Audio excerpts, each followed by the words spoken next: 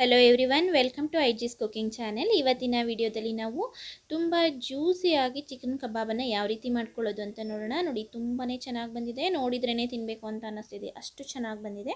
ಈ ರೀತಿಯ ಒಂದು ಚಿಕನ್ ಕಬಾಬನ್ನು ಹೇಗೆ ಮಾಡ್ಕೊಳ್ಳೋದು ಅಂತ ಇವತ್ತಿನ ವಿಡಿಯೋದಲ್ಲಿ ನಾನು ತೋರಿಸ್ಕೊಡ್ತಾ ಇದ್ದೀನಿ.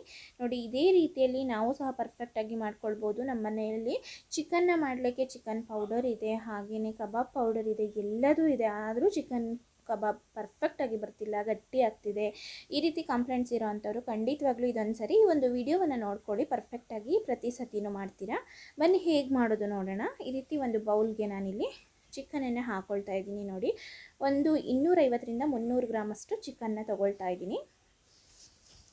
ನೋಡಿ, ಈ ರೀತಿ ಚಿಕನ್ನ ನೀಟಾಗಿ ಕ್ಲೀನ್ ಮಾಡಿ ತೊಳೆದು ತೊಗೊಂಡಿದ್ದೀನಿ. ಈಗ ಇದಕ್ಕೆ ಶುಂಠಿ ಮತ್ತು ಬೆಳ್ಳುಳ್ಳಿ ಪೇಸ್ಟನ್ನು ಹಾಕ್ಕೊಳ್ತಾ ಇದ್ದೀನಿ. ನೋಡಿ, 1 ಸ್ಪೂನಷ್ಟು ಚಿಕನ್ ಕಬಾಬ್ಗೆ ಶುಂಠಿ ಬೆಳ್ಳುಳ್ಳಿ ಪೇಸ್ಟನ್ನು ಹಾಕ್ಕೊಳ್ಬೇಕು. ಹಾಗೆಯೇ ಅರ್ಧ ಸ್ಪೂನಷ್ಟು ಅಚ್ಚಖಾರದ ಪುಡಿ, ಅದ್ರ ಜೊತೆಗೆ ಅರ್ಧ ಸ್ಪೂನಷ್ಟು ಧನಿಯಾ ಪೌಡರನ್ನು ಹಾಕ್ಕೊಂಡಿದ್ದೀನಿ. ಹಾಗೆ 1/4 ಚಮಚದಷ್ಟು ಅರಿಶಿನ ಹಾಕ್ಕೊಂಡಿದ್ದೀನಿ. 1/4 ಚಮಚದಷ್ಟು ಕಾಳು ಮೆಣಸು ಪೌಡರನ್ನು ಸಹ ತೊಗೊಂಡಿದ್ದೀನಿ. ಹಾಗೆ ಒಂದು 1/4 ಚಮಚದಷ್ಟು ಉಪ್ಪು ಹಾಕ್ಕೊಳ್ಳಿ, ಸಾಕು. ಉಪ್ಪು ಜಾಸ್ತಿ ಹಾಕಬೇಡಿ, ನಾನು ಇಲ್ಲಿ ಕಬಾಬ್ ಪೌಡ್ರನ್ನು ಯೂಸ್ ಮಾಡ್ಕೊಳ್ತೀನಿ. ಹಾಗಾಗಿ ನೋಡಿ, ಈ ಒಂದು ಚಮಚದಲ್ಲಿ ನಾನು 2.5 ಚಮಚದಷ್ಟು ಕಬಾಬ್ ಪೌಡರನ್ನು ಉಪಯೋಗಿಸ್ಕೊಳ್ತಾ ಇದ್ದೀನಿ. ಯಾರಿಗೆಲ್ಲ ಕಬಾಬ್ ಪೌಡರ್ ಇದ್ದರೂ ಸಹ ನಾವು ಪರ್ಫೆಕ್ಟಾಗಿ ಕಬಾಬ್ ಮಾಡೋಕ್ಕೆ ಬರ್ತಿಲ್ಲ, ರೆಸ್ಟೋರೆಂಟ್ ಶೈಲಿಯ ರೀತಿಯಲ್ಲಿ ಅಂತ ಹೇಳ್ತಿದ್ದೀರಾ, ಖಂಡಿತವಾಗ್ಲೂ ಇದೇ ರೀತಿಯಲ್ಲಿ ಮಾಡ್ಕೊಳ್ಳಿ, ಪರ್ಫೆಕ್ಟಾಗಿ ಬರುತ್ತೆ. 2.5 ಚಮಚದಷ್ಟು ಕಬಾಬ್ ಪೌಡರನ್ನು ಹಾಕಿದ ನಂತರ ನೋಡಿ, 1 ಮೊಟ್ಟೆಯನ್ನು ಹಾಕ್ಕೊಳ್ತಾ ಇದ್ದೀನಿ. ಹಾಗೆಯೇ ಇದಕ್ಕೆ ಮೊಸರು ಮತ್ತು ನಿಂಬೆ ರಸವನ್ನು ಸೇರಿಸ್ಕೊಂಡ್ರೆ ತುಂಬ ರುಚಿಯಾಗಿರುತ್ತೆ. ನಾನಿಲ್ಲಿ 1 ಚಮಚದಷ್ಟು ಮೊಸರನ್ನು ಸೇರಿಸ್ಕೊಳ್ತಾ ಇದ್ದೀನಿ. ಗಟ್ಟಿ ಮೊಸರನ್ನು ಸೇರಿಸ್ಕೊಳ್ಳಿ. ಹಾಗೆ ಇದರೊಟ್ಟಿಗೆ ನಿಂಬೆ ರಸವನ್ನು ಸಹ 1 ಚಮಚದಷ್ಟು ಸೇರಿಸ್ಕೊಳ್ತಾ ಇದ್ದೀನಿ. ಈ ರೀತಿ ಮಾಡೋದ್ರಿಂದ ಮಾಂಸ ತುಂಬ ರುಚಿಯಾಗಿ ಬರುತ್ತೆ, ಕಬಾಬು ತಿನ್ನುವಾಗಲೂ ಸಹ ಟೇಸ್ಟಿಯಾಗಿ ಚೆನ್ನಾಗಿರುತ್ತೆ. ನಾವು ನಿಂಬೆ ರಸ ಮತ್ತು ಮೊಸರನ್ನು ಹಾಕ್ಕೊಂಡಿಲ್ಲ ಅಂತ ಅಂದರೆ ತಿನ್ನುವಾಗ ಕಬಾಬು ಸ್ವಲ್ಪ ಸಪ್ಪೆ ಸಪ್ಪೆ ಅನಿಸುತ್ತೆ ಮಾಂಸ. ಹಾಗಾಗಿ ಇದೆರಡನ್ನು ಸಹ ಆ್ಯಡ್ ಮಾಡ್ಕೊಳ್ಳಿ, ತಿನ್ನುವಾಗಲೂ ಸಹ ತುಂಬಾ ಚೆನ್ನಾಗಿರುತ್ತೆ ಮಾಂಸ.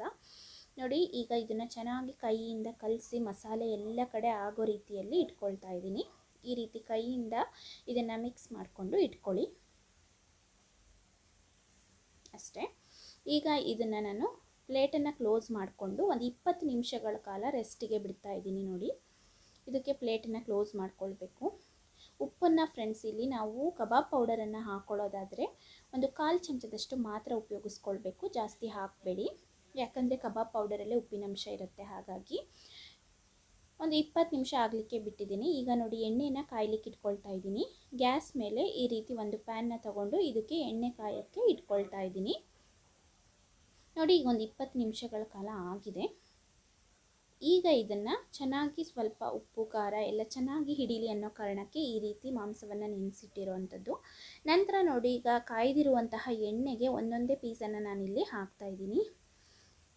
ನೋಡಿ, ಈ ರೀತಿ ಚೆನ್ನಾಗಿ ಇದನ್ನು ನಾವು ಬೇಯಿಸ್ಕೊಳ್ಬೇಕಾಗತ್ತೆ. ಕಬಾಬನ್ನು ಮೀಡಿಯಮ್ ಫ್ಲೇಮಲ್ಲಿ ಗ್ಯಾಸನ್ನು ಇಟ್ಕೊಂಡು ಕಬಾಬನ್ನು ಚೆನ್ನಾಗಿ ಕುಕ್ ಮಾಡ್ಕೊಳ್ಳಿ. ಇದು ಒಳಗಡೆ ಎಲ್ಲ ಚೆನ್ನಾಗಿ ಬೇಯಬೇಕು, ಅಲ್ಲಿ ತನಕ ಬೇಯಿಸ್ಕೊಳ್ಬೇಕಾಗತ್ತೆ. ನೋಡಿ, ಈ ರೀತಿ ಎಲ್ಲದನ್ನು ಸಹ ಹಾಕ್ಕೊಂಡು ನಾನು ಫ್ರೈ ಮಾಡ್ಕೊಳ್ತಾ ಇದ್ದೀನಿ. ತುಂಬ ಈಸಿಯಾಗಿ ಮಾಡ್ಕೊಳ್ಬೋದು. ಹಾಗೆ ಇದೇ ವಿಧಾನದಲ್ಲಿ ಟ್ರೈ ಮಾಡಿ, ಖಂಡಿತವಾಗ್ಲೂ ಪರ್ಫೆಕ್ಟಾಗಿ ನೀವು ರೆಸ್ಟೋರೆಂಟ್ಗಿಂತ ಚೆನ್ನಾಗಿ ಮನೇಲೇ ಕಬಾಬನ್ನು ಮಾಡ್ಕೊಳ್ತೀರಾ. ನೋಡಿ, ಇದನ್ನು ಹಾಕಿದ ನಂತರ ಒಂದು 3 ನಿಮಿಷಗಳ ಕಾಲ ಹಾಗೆ ಬಿಡಬೇಕು. ನಂತರ ಇದನ್ನು ತಿರುಗಿಸಿ ಹಾಕ್ಕೊಳ್ಬೇಕಾಗತ್ತೆ. ಸ್ವಲ್ಪ ದೊಡ್ಡ ಪಾತ್ರೆನ ತಗೊಳ್ಳಿ, ಆಗ ಆಯಿಲು ನಿಮಗೆ ಎಲ್ಲೂ ಸಹ ಸ್ಪ್ರೆಡ್ ಆಗೋದಿಲ್ಲ. ನೋಡಿ, ಈ ರೀತಿ ನೀಟಾಗಿ ನಾನು ಇದನ್ನು ತಿರುಗಿಸಿ ಹಾಕ್ಕೊಳ್ತಾ ಇದ್ದೀನಿ. ನಿಧಾನವಾಗಿ ಹಾಕ್ಕೊಳ್ಬೇಕು. ಈ ರೀತಿ ಚಿಕ್ಕ ಒಂದು ಪ್ಯಾನ್ನ ತೊಗೊಂಡಿದ್ರೆ ನೀವು ನಿಧಾನವಾಗಿ ತಿರುಗಿಸಿ ಹಾಕ್ಕೊಳ್ಳಿ. ನೋಡಿ, ಈ ರೀತಿ ನೀಟಾಗಿ ತಿರುಗಿಸಿ ಹಾಕ್ಕೊಂಡು ಎರಡೂ ಸೈಡು ಇದನ್ನು ನಾವು ಬೇಯಿಸ್ಕೊಳ್ಬೇಕಾಗತ್ತೆ. ಕಬಾಬು ತುಂಬಾ ಪರ್ಫೆಕ್ಟಾಗಿ ಬಂದಿತ್ತು, ಜ್ಯೂಸಿಯಾಗಿ ಬಂದಿತ್ತು. ಎಷ್ಟು ತಿಂದ್ರೂ ತಿನ್ನಬೇಕು ಅಂತ ಅನ್ನಿಸ್ತಿತ್ತು, ಅಷ್ಟು ರುಚಿಯಾಗಿ ಬಂದಿತ್ತು.